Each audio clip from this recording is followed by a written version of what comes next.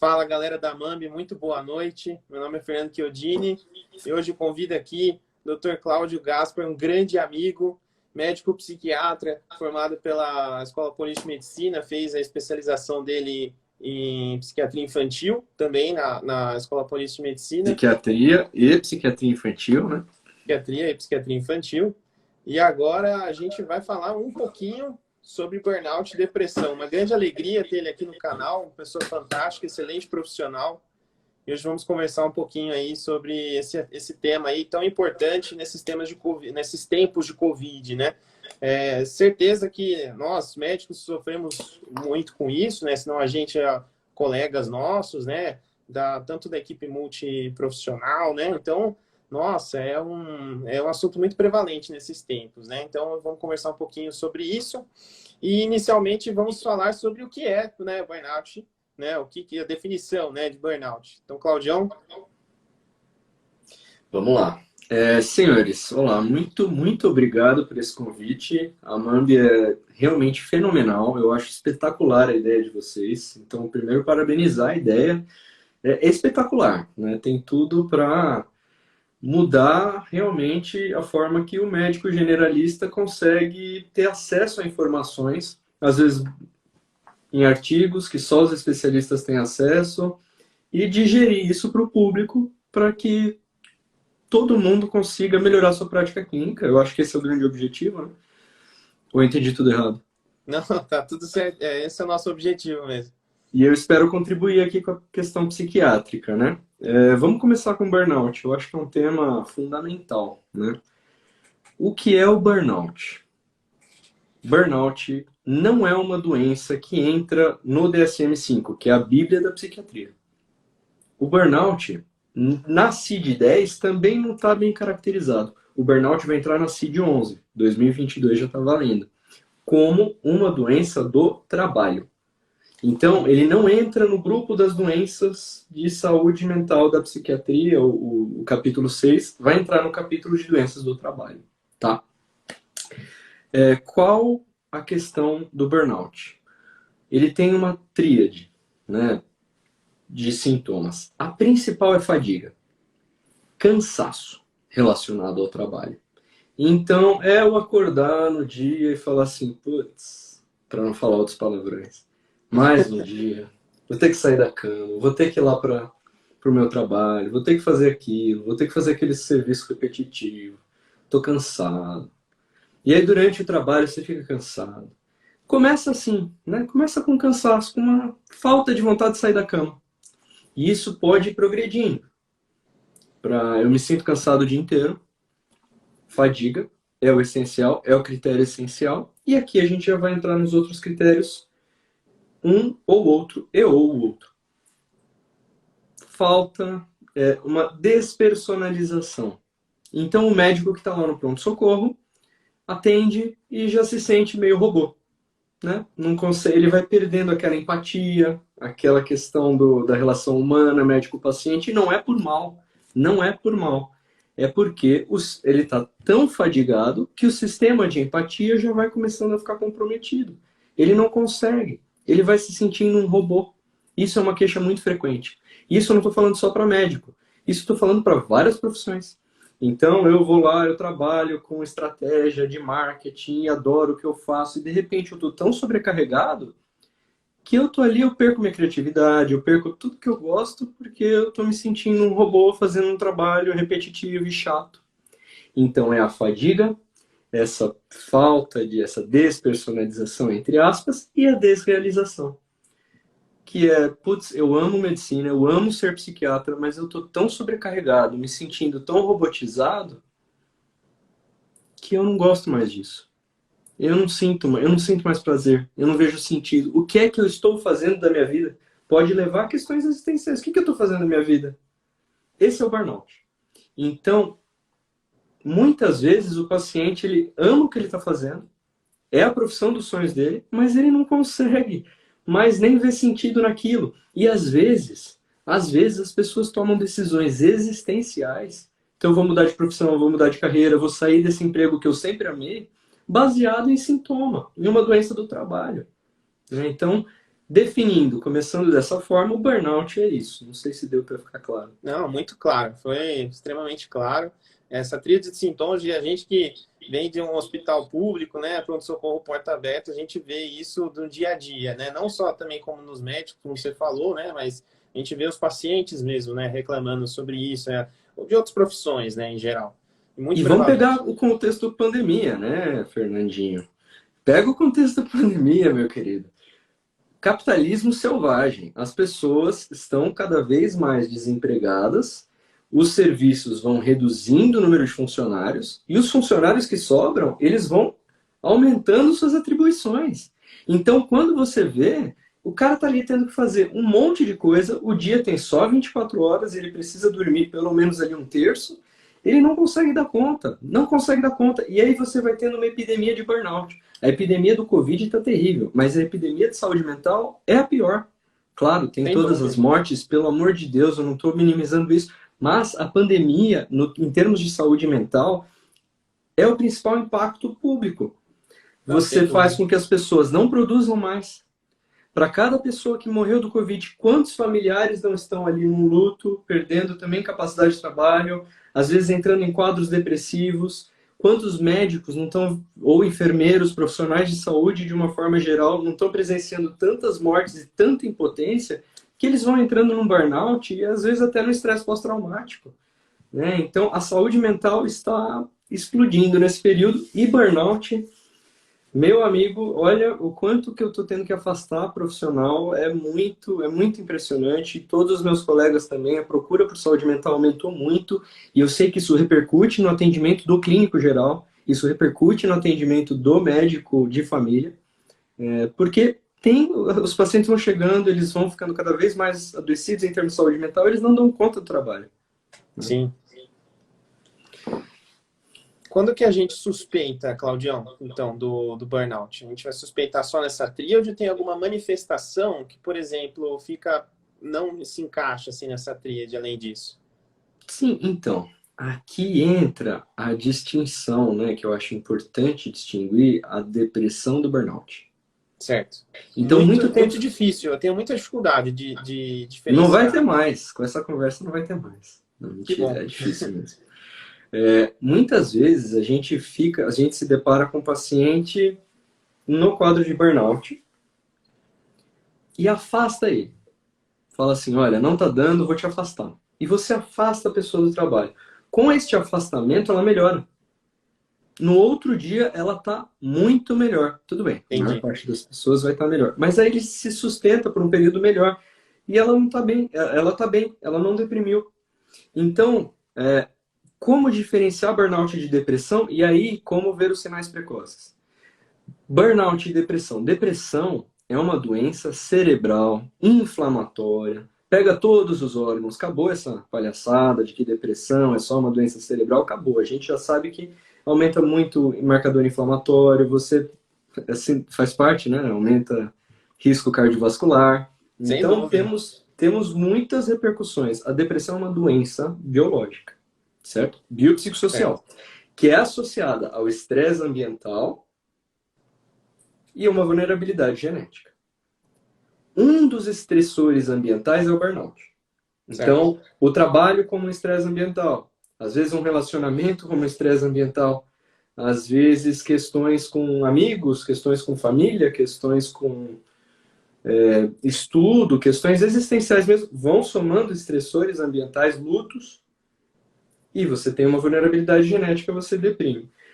O burnout, ele é um tipo de estressor ambiental. Então, se você pega o paciente já com sinais de depressão, ele já está triste, ele já está reclamando do trabalho há um tempo, ele já está começando a ficar muito triste, tem episódios de choro indo para o trabalho, isso é uma queixa muito frequente. Nossa. Choro à noite, a síndrome do domingo à noite, né? Acabou o Domingão do Faustão, tá ali, começa a sentir crises de pânico. Então você percebe estes sinais de que o burnout já está atacando, né? Certo. Então você começa a ter esses sintomas depressivos, então essas crises de choro, as crises de pânico, crise de angústia. sensação de bolo na garganta, que às vezes não se estabeleceu essa tríade ainda do burnout, né, da fadiga, essa tríade completa da fadiga, essa falta de realização profissional, se sentir um robô, né? Mas você já percebe repercussões que é muito importante para um gestor, por exemplo, atuar e intervir.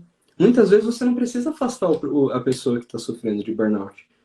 Às vezes a conduta que a gente chega é conversa com o seu chefe, rever a sua carga horária, rever um pouco as suas atribuições, como é que você pode distribuir as suas funções e para outras pessoas, né?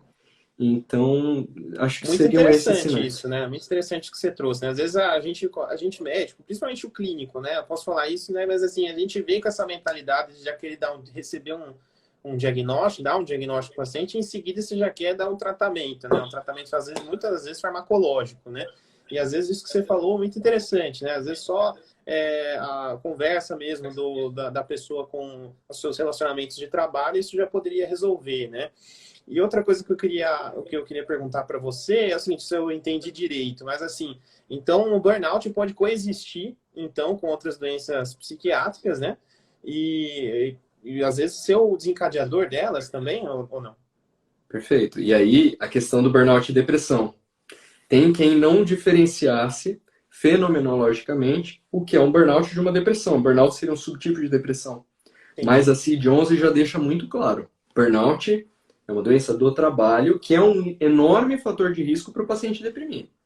E às vezes, mesmo nesse afastamento, a repercussão já está feita.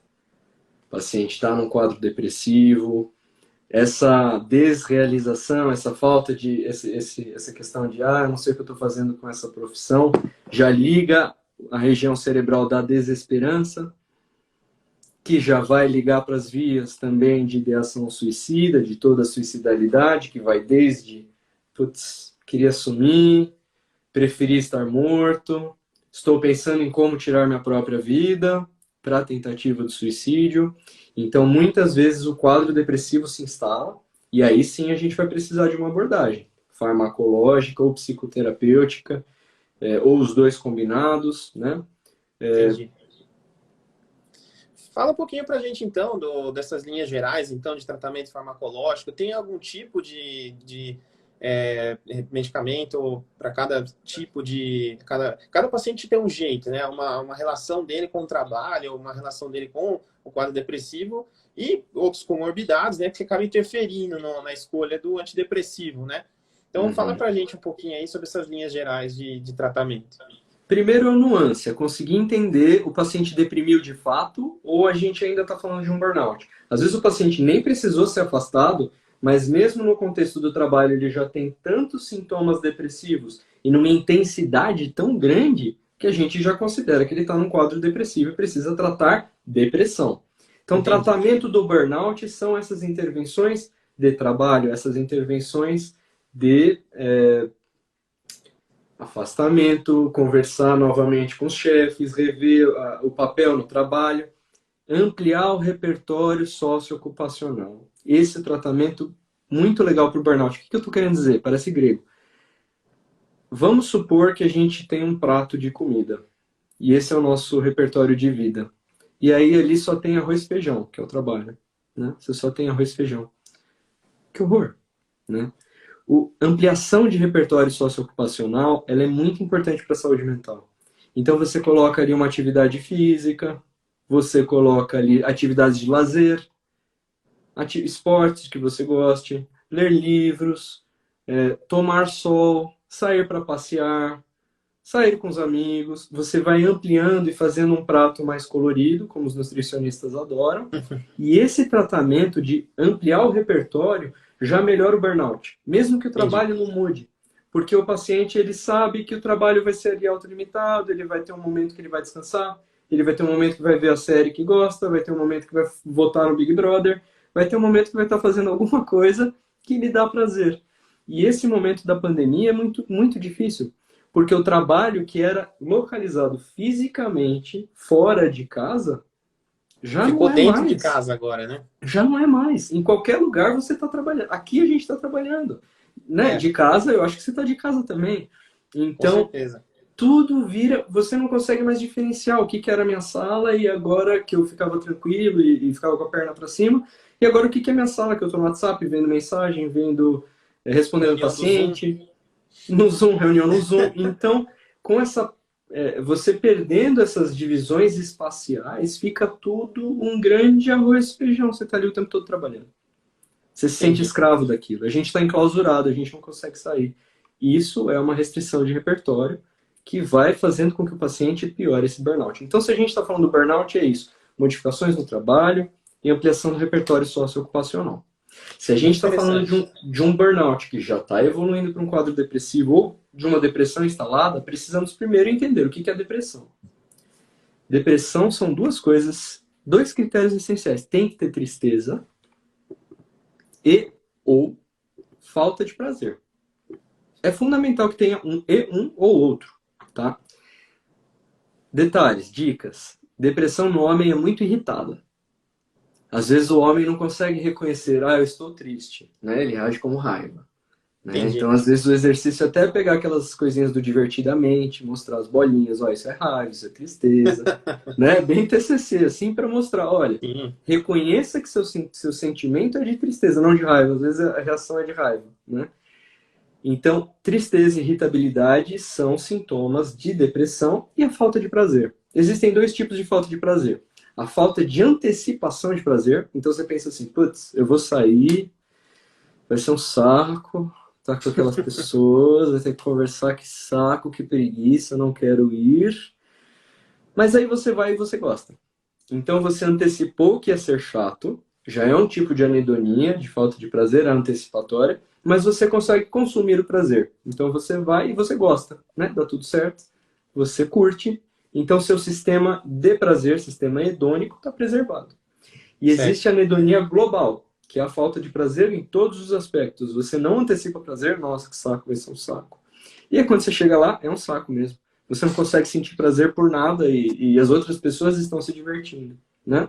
Entendi. Então, já começamos com esses dois critérios. É isso que a gente tem que investigar. A pessoa está triste, irritada, a pessoa está conseguindo antecipar e consumir prazer? Não. Vamos ver os outros critérios. Para o médico de família, para o clínico geral, é muito importante investigar os dois. Se os dois derem positivo, existe uma chance muito, muito, muito alta de ter uma depressão. Se só um deles está positivo, tem que fazer uma avaliação com maior cautela. E é importante destacar que muitas vezes também vou voltar para o homem. Porque é muito mais fácil uma depressão. Muitas vezes a mulher que está chorando, meia-idade, o tempo todo na cama, lentificada, pensamento de morte, é muito evidente. Né? Eu acho que essas conversas que a gente está tendo, a gente quer enriquecer o conhecimento do público, né, médico, como reconhecer a depressão. A depressão no homem, muitas vezes, eles trazem a queixa de eu não estou triste, eu não estou irritado, o mundo está cinza. E aí você pergunta assim, e as coisas que você gostava? O seu jogo, sei lá, joguinho de videogame que você gostava. Tá legal, mas eu não consigo curtir tanto quanto eu gostava antes. E os jogos, os momentos que você tá triste, as notícias ruins, os filmes tristes, eu não me sinto mais muito mal.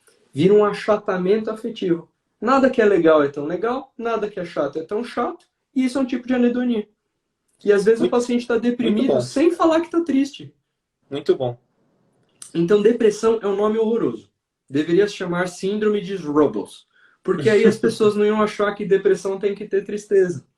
E aí não iam comer tanta bola na hora de perder diagnóstico. Porque depressão não tem que ter tristeza.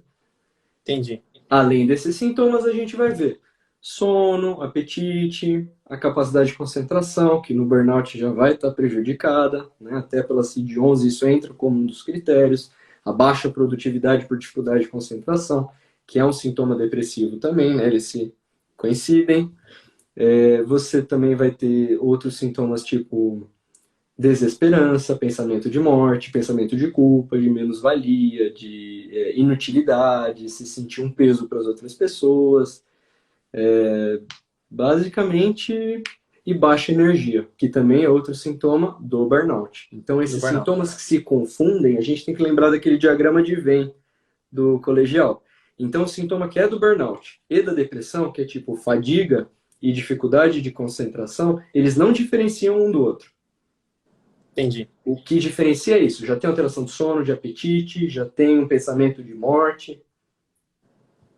É O quadro basicamente clínico é isso. bem mais florido, né? Do que... Bem mais florido. Aí, voltando para a o... tua pergunta, como tratar a depressão, né? Certo. Identifiquei que o paciente está deprimido. Eu vou avaliar sempre. Deu positivo? É depressão? A gravidade dos sintomas. Deixa eu só te Bom, interromper numa por dúvida favor. aqui. Se o paciente não se encaixa no diagnóstico de depressão ou no burnout, mas ele tem um risco grande de ter isso, ele já está sentindo tristeza, por exemplo, já está tendo anedonia, você tem uma recomendação de uma reavaliação em X meses, em quanto tempo, ou isso é cada individualmente? Assim? Não, então, você pegar a guideline, por exemplo, de depressão leve. Não necessariamente você precisa encaminhar para psicoterapia.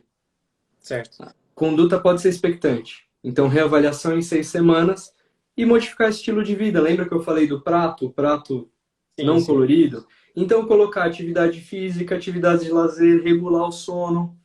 A pessoa precisa dormir, regular a dieta. A gente, resolvendo esses 4 pilares de saúde mental, a gente pode reavaliar depois de um tempo. Em termos de Perfeito. burnout, que é o tema que a gente está conversando hoje, essas modificações no trabalho são muito importantes. Muito, muito importantes. Tá? Muito bom. Pode falar aí do segmento, então, do tratamento farmacológico. Da depressão, clínico que é medicado. Né? Eu também gosto de medicar. Eu acho que medicação a gente não tem que perder tempo. Até porque depressão, já instalada, moderada, grave, é morte neuronal. A gente está correndo contra o relógio. Existe uma excitotoxicidade, o cérebro está tóxico e vai ocorrendo morte neuronal. A gente não pode perder tempo. Isso que eu vejo muito, assim, muitos pacientes deprimidos que têm depressão não são tratados, além de ter todas essas repercussões na neuropsiquiátricas, né, tem repercussões nas suas doenças clínicas, né? Então, o paciente deixa de fazer atividade física, o paciente deixa de tomar remédio, não vê sentido de tomar remédio, piora, então, esses tratamentos. É muito importante saber identificar, realmente, para iniciar o tratamento precoce, não só pela depressão, mas pelas doenças clínicas em geral, assim. E aí, se a gente for pegar um guideline assim, mais de medicina de família enfim, o foco aqui, né, um tratamento de um clínico, você pega um quadro depressivo moderado, você tem 2 opções. Psicoterapia TCC, que é uma psicoterapia já voltada a avaliar esses sintomas e estimular mudanças comportamentais e cognitivas, reformulações cognitivas para tratar esses sintomas, ou um tratamento farmacológico. Certo. Estou no Brasil, estou no SUS, eu não tenho disponibilidade de TCC para todo mundo. Muito não difícil. tem problema. Muito difícil. Comece o tratamento farmacológico, certo? Certo. Para guidelines de atenção primária, geralmente eles vão recomendar inibidor seletivo. Para guidelines de psiquiatria, muitas vezes não tem tanta diferença. Você pode começar com um dual, uma venlafaxina, você pode começar com, sei lá, agomelatina, BUP, sei lá. Você pode começar com o que você entender que é melhor para o perfil do paciente. Mas para atenção primária não tem problema. Temos fluoxetina e sertralina basicamente, certo? Dos inibidores seletivos, não tricíclicos. Sertralina ela é muito boa para esse perfil de paciente ansioso e polimedicado. A sertralina ela tem menor metabolização hepática, então ela vai interagir com menos proteínas. Outros fármacos, E ele vai interagir menos com os outros fármacos, então ela é mais segura nesses pacientes polimedicados. E ela é primeira linha para TAG, que é o transtorno de ansiedade generalizado. Ela é primeira linha para pânico, que é outro transtorno de ansiedade. A fluoxetina já não. A fluoxetina ela vai ter um perfil não só serotoninérgico, mas também um pouquinho noradrenérgico. Então ela é muito boa para essas depressões que a pessoa está mais sem energia. Aqui no caso do burnout que a gente está falando, da pessoa não consegue sair da cama, um quadro mais... uma sonolência diurna importante. A fluoxetina vai muito bem nesse sentido.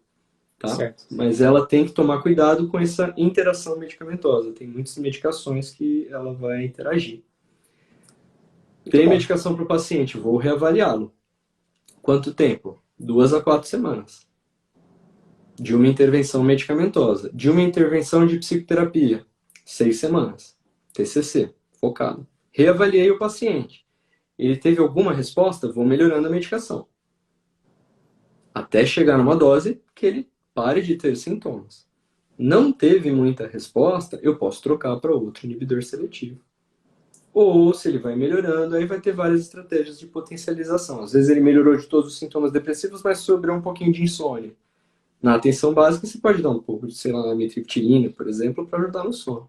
Né? Entendi.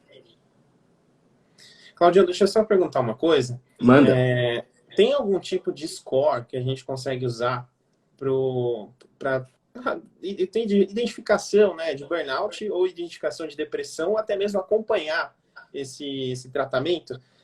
Clínico adora o score, né? Então vamos... De burnout, eu confesso que eu desconheço. Tá? Eu acho que é importante ter em mente esses critérios e, como eu falei lá no começo da live, como investigar a fadiga, essa falta de realização profissional e essa despersonalização. Eu acho importante ter isso em mente. Dos critérios de depressão, tem a PHQ-9 e a PHQ-2, né? A PHQ-2, ela só pergunta de tristeza e anedonia, que é isso que eu estava falando para você. Né? Então, tem tristeza, tem anedonia, as duas positivas têm uma altíssima chance de fato, ter um quadro depressivo. Apliquei, dei um dos dois positivos, PHQ-9. A PHQ-9 é para rastreio, ela não é para segmento de tratamento. Certo. PHQ-9, ela questiona 9 sintomas depressivos, tá? Deu um score positivo, ela vai classificar, é leve, moderado, é grave. A partir daí, você pode usar algumas escalas tipo a de Hamilton, que a gente até estava conversando, né? Exato. Algumas vezes você me pede, né? Isso aqui para um adulto, não estou falando para um idoso, não estou falando para uma criança, né? Para um adulto, a escala de Hamilton, ela tem um viés que ela avalia muito sintoma somático, então ela avalia muito se o paciente tem dor, se o paciente tem diarreia, dor de cabeça. Então, para uma depressão que tem muito sintoma somático, ela é legal. Tem um confundidor que, às vezes, você dá uma fluoxetina e o paciente começa a ter dor de cabeça pela fluoxetina e dor intestinal pela fluoxetina. Isso não vai pontuar na Hamilton. Porque, apesar de estar lá, existe cefaleia, você entende, você tem que partir desse pressuposto que a cefaleia veio nova, ela veio pós-medicação. Então, é refinado, assim, você tem que entender, esse sintoma ele pontua aqui ou não. O paciente tem câncer, o paciente sente uma fadiga gigantesca. É um sintoma, de novo, voltamos para o diagrama de Venn. Se é um sintoma que está tanto numa condição quanto na outra, ele não pontua no score de Hamilton. Você vai dividir o que é a fadiga do câncer, a falta de apetite do câncer, da tristeza, da desesperança. Então, aplicar a escala de Hamilton com este olhar. Então, a Hamilton é muito boa. Tem a 17, tem a 21, acho. Só que você só pontua para as primeiras questões. E tem uma outra estendida também, que vai ter sintomas obsessivos, desesperança, acho que... Mas ela também não muda. A pontuação mesmo que é usada nos estudos é a Hamilton Depression 17. Tá? Certo. A outra escala possível é a de Madras. Ela tem uma avaliação melhor para essas depressões mais cognitivas. Então, a tristeza aparente, a tristeza relatada, uma sensação de tensão interna. Mas ela... é um pouquinho mais difícil de aplicar. Você tem que ler e estudar um pouquinho melhor. Mas o clínico pode aplicar. Muito bom. Claudião, foi fantástico essa Já? conversa que a gente teve. Não, imagina. Olha, aprendi muito, viu, com essa conversa que a gente teve. Sem dúvida, o tratamento fica muito mais fácil mesmo quando, lógico, né, quando o paciente tem acesso ao especialista, né? Mas sabemos que na total dificuldade, né, de atendimento do SUS, o tratamento pelo médico generalista se faz sempre necessário, né? Comenta pra gente, Claudio, existe alguma recomendação para prevenção, assim, de burnout, depressão, que você conhece? Desculpa, eu li a pergunta do Dr. Matheus aqui, eu me confundi um pouquinho. Ele quis fazer uma... CID-11 é um bom tópico, né? CID-11 é isso que eu falei, né? O burnout só entra na CID-11. Na CID-10 da SM5, não. Tá certo. Prevenção, eu vou voltar para aquele tema de ampliar o repertório socioocupacional. Então, se você percebe que você só está voltado ao trabalho, vivendo para o trabalho, 10 e 1 da noite na quarta-feira de feriado trabalhando, reconsidere, lembre-se dos seus repertórios de prazer, regular seu sono, atividade física, rever Certo. seu trabalho sempre, delimitar um espaço físico. Esse é o espaço físico na casa que eu estudo, esse é o espaço físico que eu não estudo, esse é o espaço físico que eu trabalho, esse é o espaço físico que eu descanso. Então, essas divisões, que são pequenas modificações comportamentais, já fazem muita diferença para a saúde mental. Entendi. Muito bom, muito bom. Dá para a gente orientar isso em qualquer consulta médica, né? A gente consegue orientar isso de maneira muito simples, né? O que falta para a gente é saber que existe isso, né? Que é o que a gente não conhece, a gente acaba não orientando, né? Muito bom, viu, Claudião? Muito obrigado mesmo pela sua aula aqui. Aprendi muito com ela, sem dúvida. Deixa eu só ver se tem mais alguma pergunta aqui no chat. Você quer complementar com mais alguma coisa, Claudião? Só a depressão grave que faltou, né? Depressão Faltou grave, depressão grave, verdade. reavaliar se tiver ideação suicida com o especialista, né? Tem que passar com o especialista, com o psiquiatra, mandar para o CAPS, mandar para um serviço de urgência de saúde mental, para estratificar esse risco de suicídio, ver se precisa de internação, pode ser ambulatorial. E uma Entendi. depressão grave que, enfim, não consegui acesso, não consegui encaminhar, terapia e medicação. Tá? Então, a depressão grave a gente costuma focar, lógico, né? Manter o máximo de tratamento que a gente consegue, mas sempre então ter em mente encaminhar para o médico Especialista. especialista, né? Com certeza. Perfeito. Perfeito. Muito Tranquilo? obrigado, viu, Claudião? Obrigado eu pelo convite. Maravilhosa a iniciativa aí da Amambi. Eu tenho certeza que Valeu. vai revolucionar os clínicos e os médicos de família. E vamos melhorar essa prática clínica, trocar Sem dúvida. O objetivo informações. é sempre dar aí para ajudar as pessoas para melhorar a prática clínica diária. Estou Perfeito. aprendendo muito com você, viu, Claudião? Eu Grande sempre abraço, aprendo com viu? você. Abraço. Tchau, Valeu, tchau. pessoal. Uma boa noite. Tudo de bom.